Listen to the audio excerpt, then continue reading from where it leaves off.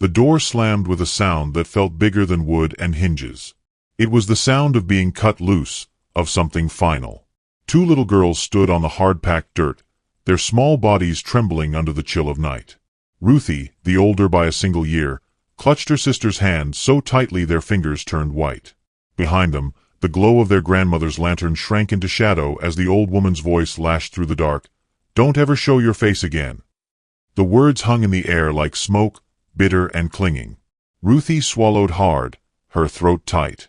Maybelle's lips trembled, and she pressed her face into her sister's sleeve.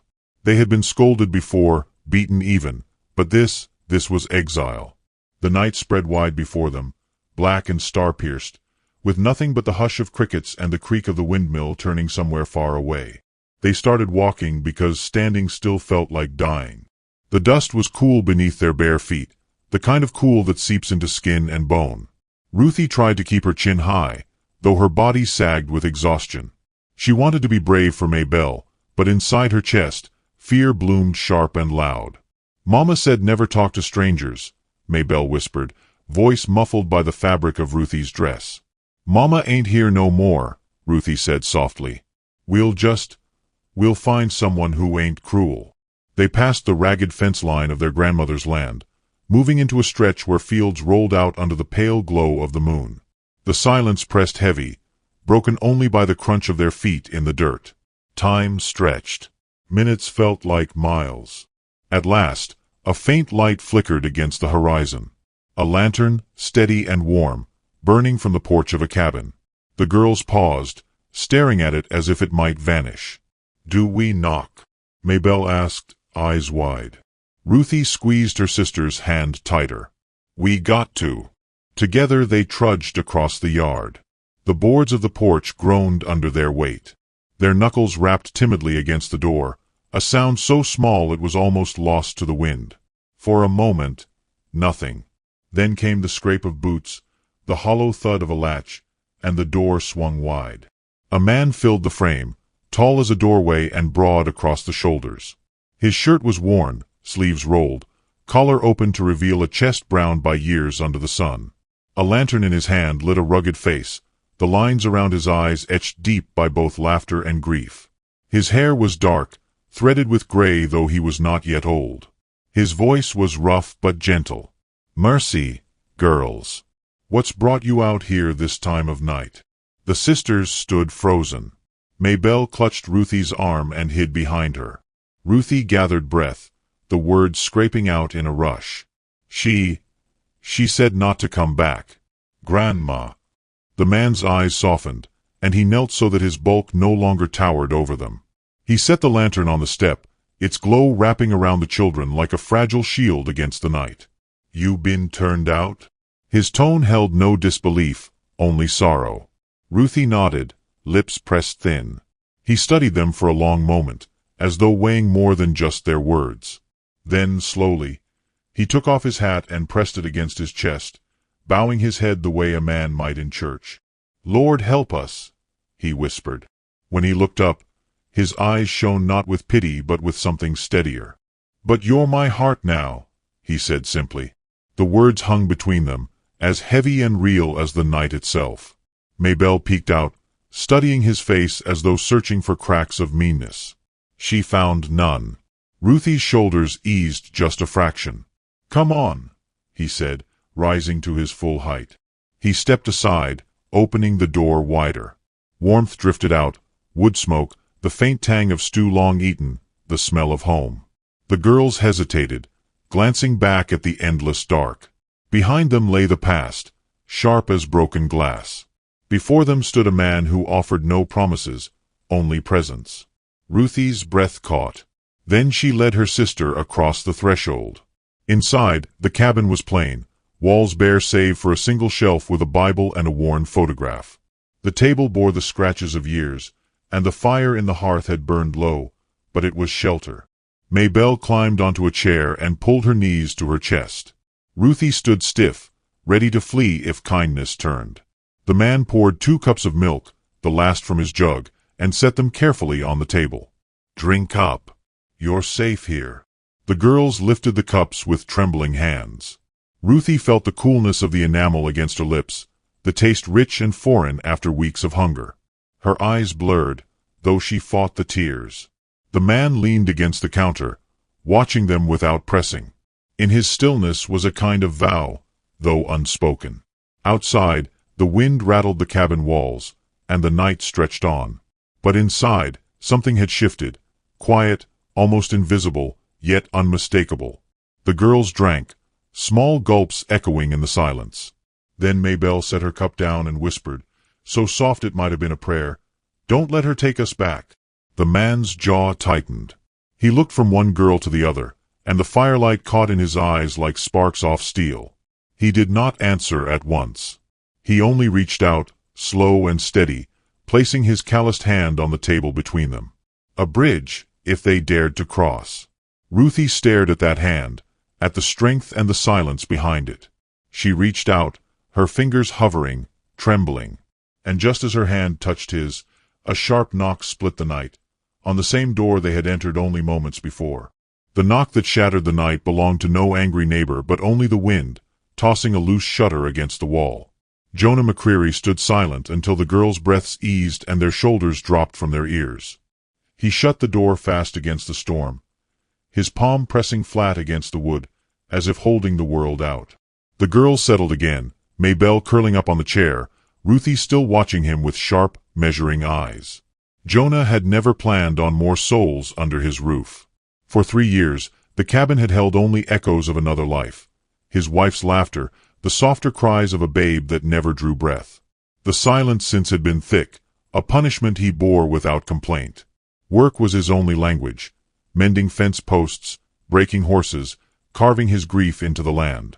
Neighbors said he'd grown strange, too quiet, too long without company. But grief makes a man wary of words. Now, 2 small girls sat at his table, sipping his milk and eating bread he had meant to stretch through the week.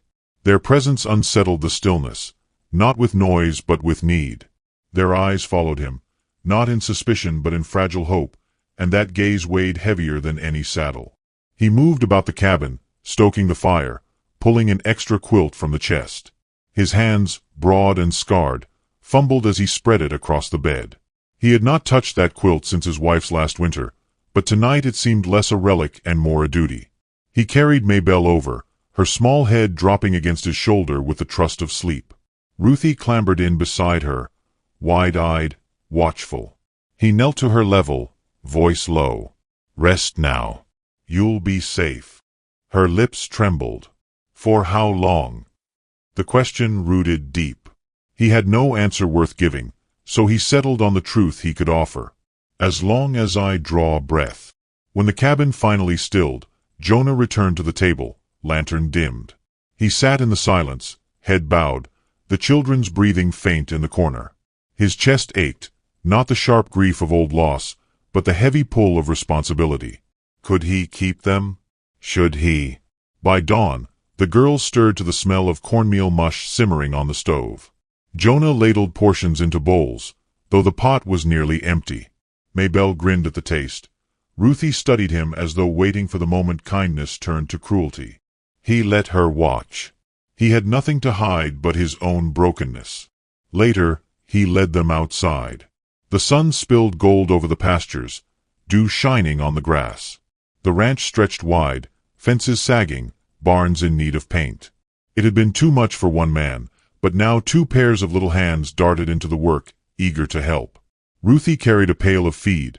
Maybelle scattered grain with solemn importance. Chickens clucked, horses nickered, and for the first time in years, Jonah felt the place breathe again. Yet shadows lingered. In town, tongues wagged quick. Folks mistrusted what they did not understand, and Jonah McCreary had been misunderstood for too long. He heard whispers when he hitched his wagon at the mercantile. "What's he want with those girls? Best send them back to kin." He ignored the words, but each one cut. At the church that Sunday, the preacher's sermon rang out, "Suffer the little children to come unto me, and forbid them not, for of such is the kingdom of God."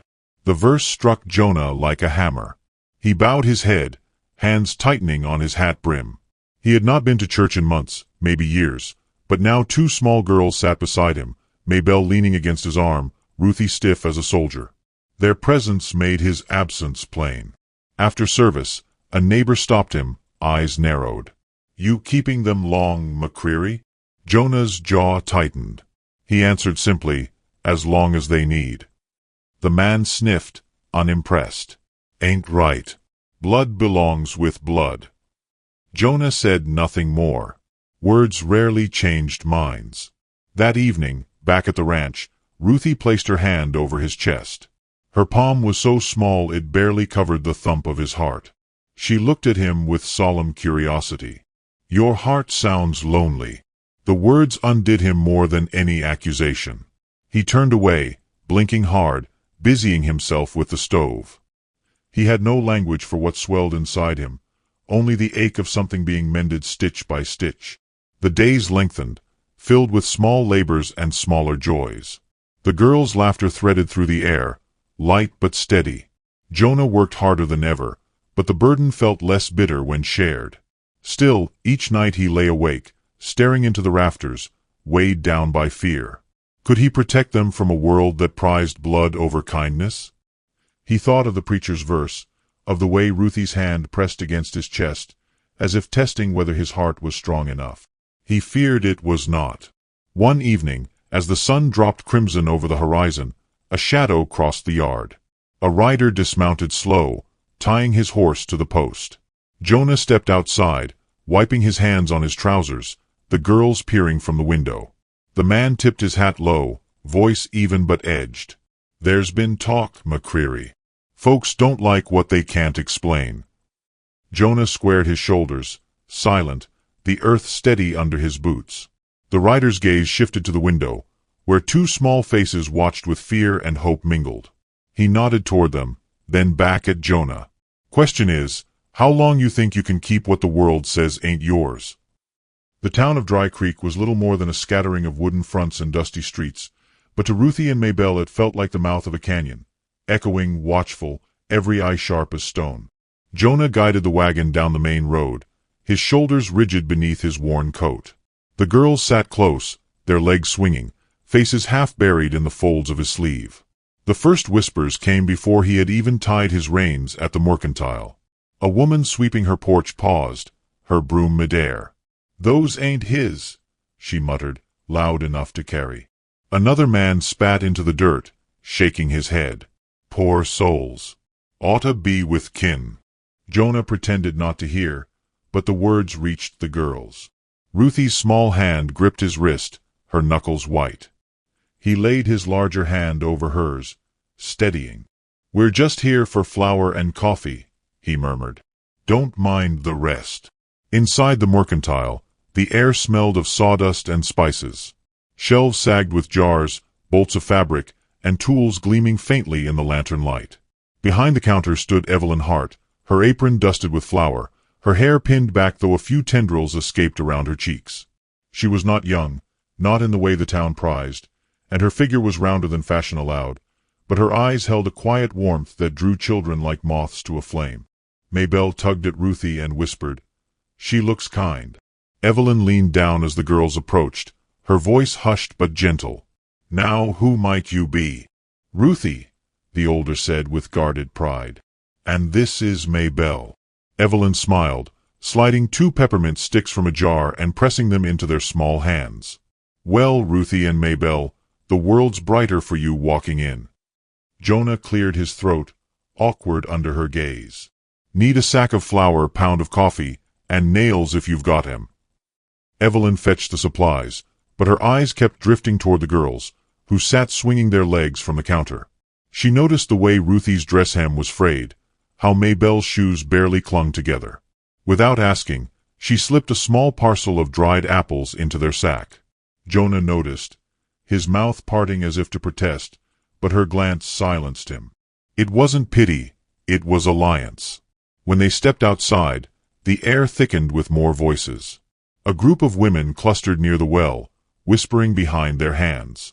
"Scandalous, him keeping them," one hissed. "What will folks think?" Another replied, "It ain't proper. Children need a woman's hand, not a widower's silence." Jonah kept walking, but Ruthie's eyes burned. She was old enough to know when people's words were knives.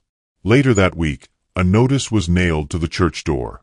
The grandmother had petitioned the sheriff, claiming the girls as her rightful kin. A gathering was called at the church hall, the air heavy with judgment. Jonah arrived with Ruthie and Maybelle at his side, his hat pulled low, his jaw firm. The preacher, tall and thin as a fence post, addressed the room. "Children belong to family. That is the order the Lord set forth." Jonah rose, his voice deep but unshaken.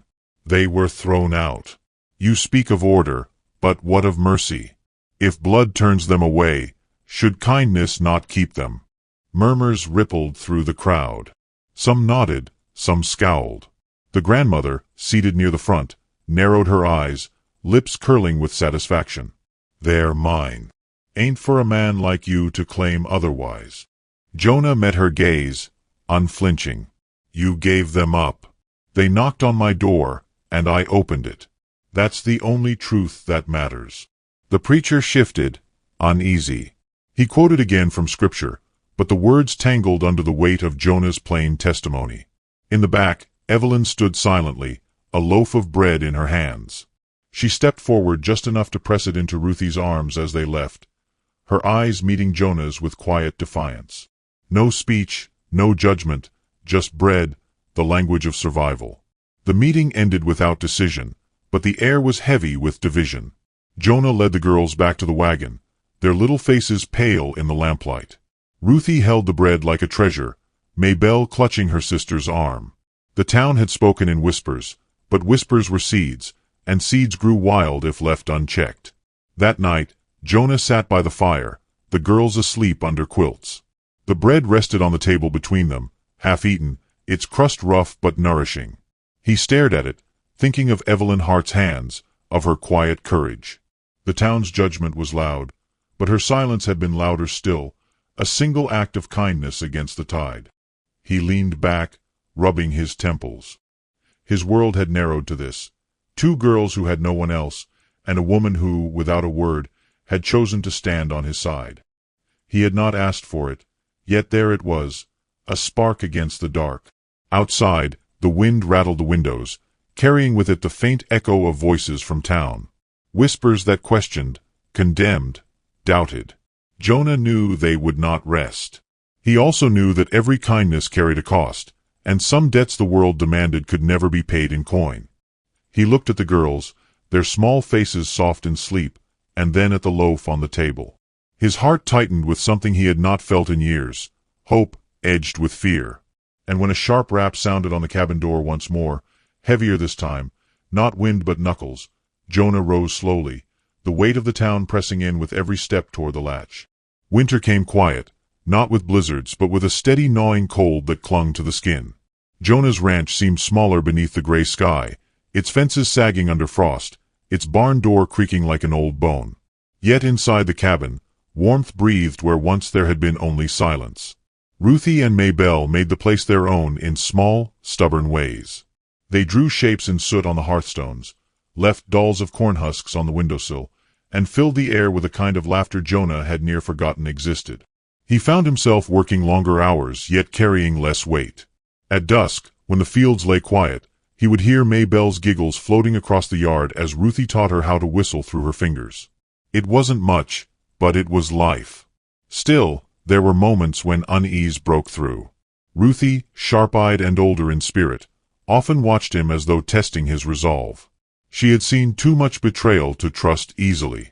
Once, when Jonah mended a broken chair, she asked without looking up from her sewing, "If we're trouble, will you send us off too?" Jonah set the chair leg down, his voice rough with the truth. "No, girl. Trouble or not, you're here." That answer seemed to settle something in her, though she did not say so. She only stitched with firmer hands.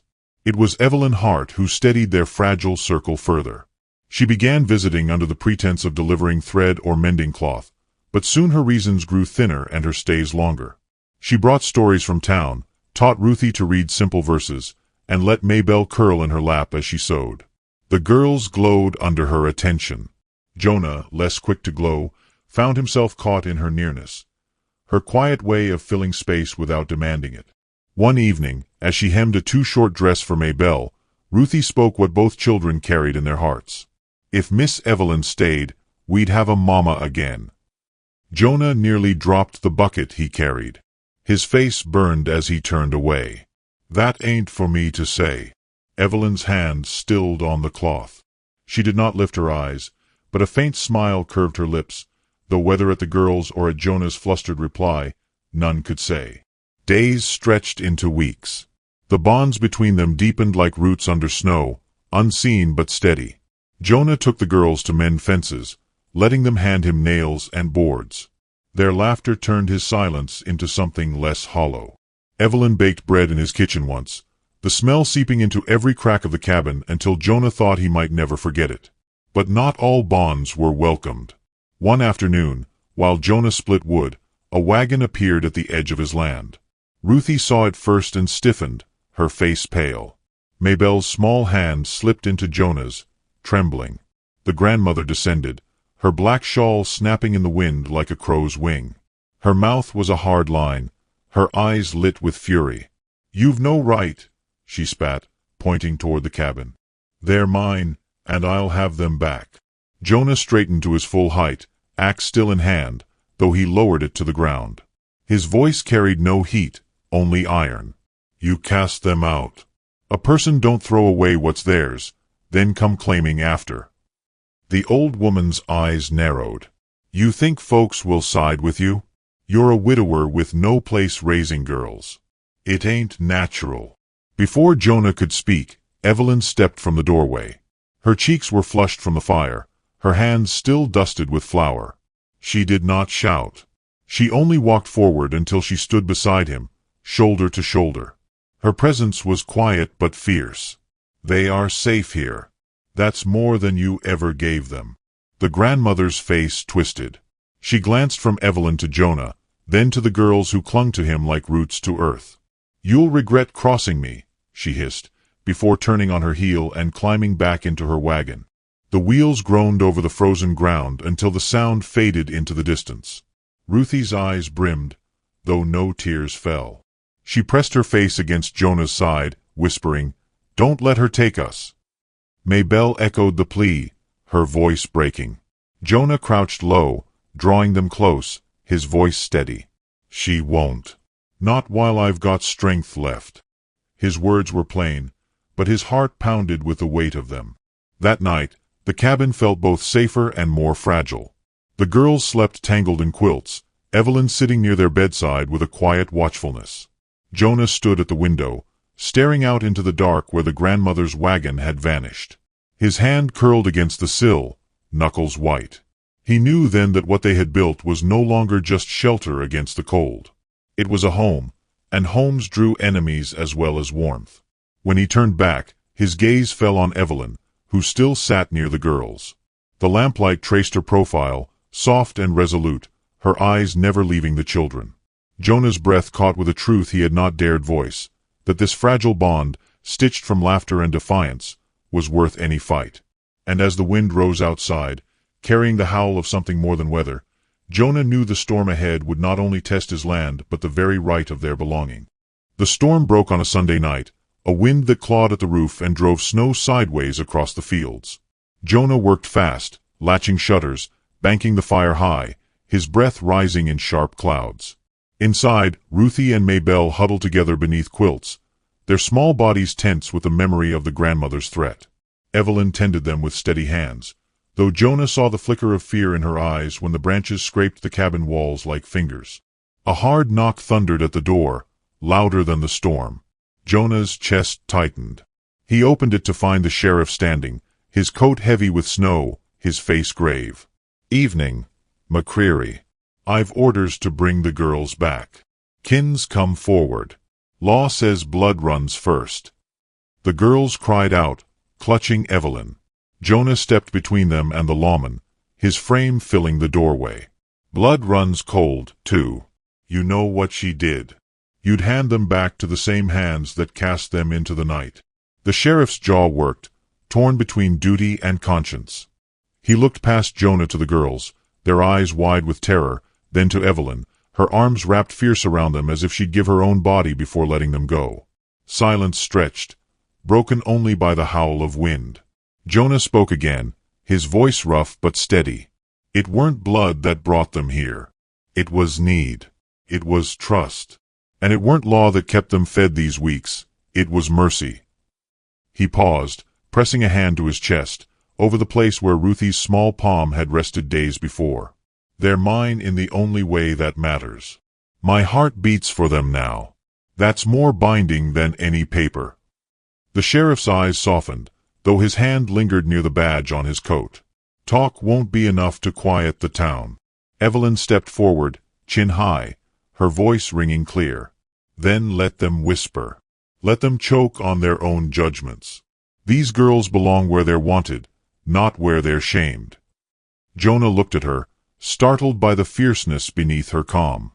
He saw in her not just kindness but resolve, a strength as steady as the earth itself. The girls clung tighter to her, as if sensing it too. The sheriff lingered, then sighed, pulling his hat low. Storm's too rough to be hauling children anywhere tonight. I'll not tear them from warmth while the wind cuts like knives. We'll speak again when the sky clears. With that, he turned and vanished into the snow, his figure swallowed by the storm. Relief swept the cabin, but it carried no comfort, only reprieve. Jonah stoked the fire higher, Evelyn kept the children close, and together they weathered the long night, every gust of wind a reminder that their peace balanced on the edge of a blade. By dawn, the storm had softened, leaving the land blanketed in white. The ranch stood silent, draped in a strange purity. The girls pressed their faces to the frosted window, their breath fogging the glass. Ruthie whispered, "It looks like the world got washed clean." Jonah joined them, his large hand resting over both their shoulders. Maybe it did. Yet he knew the town would not be so easily cleansed. Later, as the day stretched quiet, Jonah gathered the girls at the table. Evelyn poured coffee for him, milk for the children. The fire crackled steady, filling the silence with a rhythm that felt like breath. Jonah looked at each of them, his voice low but certain. "Whatever comes, we stand together. This house is yours as much as mine." Maybelle smiled through her milk mustache. Ruthie's eyes, older than her years, softened at last, trust replacing suspicion. Evelyn met Jonah's gaze across the table. For a moment the world narrowed to the warmth of four souls bound not by blood, but by choice. The knock that came then was softer, hesitant. Jonah rose, heart heavy, expecting more law or scorn. But when he opened the door, it was not the sheriff nor the grandmother, it was a group of neighbors.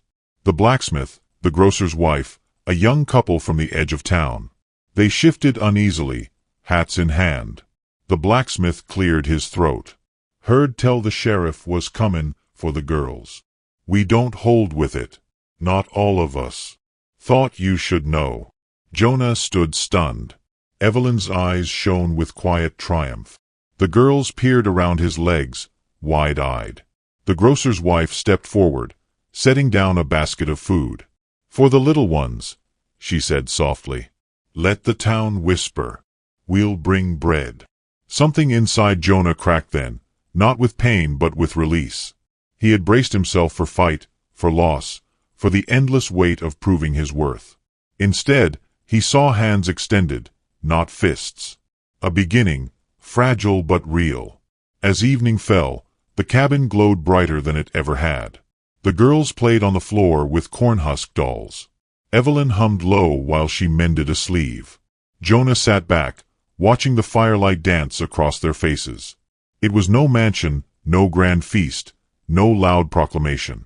It was stew on a wooden table, ribbons in the children's hair, the hush of snow outside. And it was the way Evelyn looked at him when she thought he wasn't watching. Gentle, steady, seeing not the ruin of a widower but the shape of a man rebuilt. Jonah bowed his head, words unspoken but clear as prayer. Home was here, forged not by law or blood, but by one small kindness at a time. Which city are you watching our video from? Please leave a comment. Please subscribe to the channel as well. Thank you.